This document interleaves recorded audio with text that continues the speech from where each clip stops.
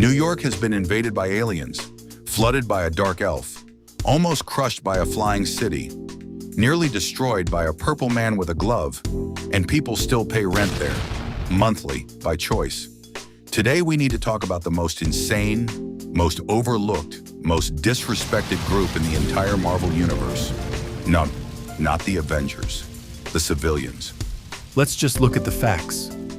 New York alone has been a war zone at least 4 times. 4.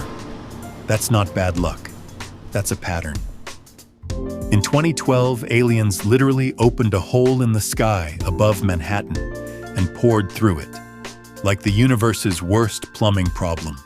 Buildings destroyed, streets leveled, thousands of people running for their lives. And you know what New Yorkers did after? Rebuilt, went back, kept living there. Then comes Sokovia. An entire city gets ripped from the ground and turned into a meteor. Not attacked, not bombed, literally lifted into the sky by a robot with daddy issues. Gone, just gone. Lagos, Wakanda, San Francisco, with a guy who can shrink to ant size and grow to building size in the middle of a fight.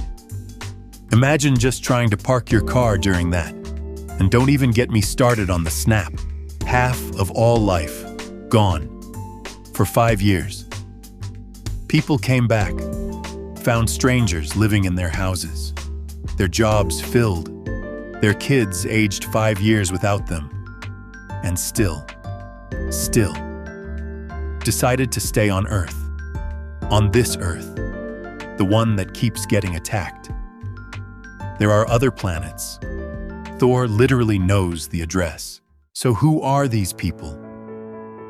Like genuinely, who wakes up after the 3rd alien invasion and thinks, yeah, I'm renewing my lease? I need you to think about the random guy in the back of every battle scene. Just some dude, no powers, no suit, no super serum, just standing there, watching Iron Man fly over his head, thinking, this is fine. What is his credit score? Because he is clearly unbothered by risk. What does his therapy look like? So how was your week? Oh, you know, giant purple man wiped out half my coworkers. Anyway, can we talk about my mother? What does insurance even look like in the MCU? Is there an alien invasion clause?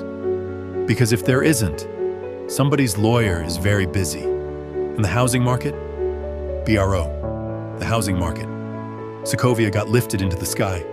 Those were people's homes, their mortgages, their memories, just airborne, gone. And yet, people stayed, people rebuilt. People kept going to work, raising kids, opening businesses in cities that have a statistically insane chance of becoming a battlefield. Why? Here's what I think. We spend so much time talking about the heroes, the powers, the suits, the sacrifice. But nobody talks about the people who had nothing.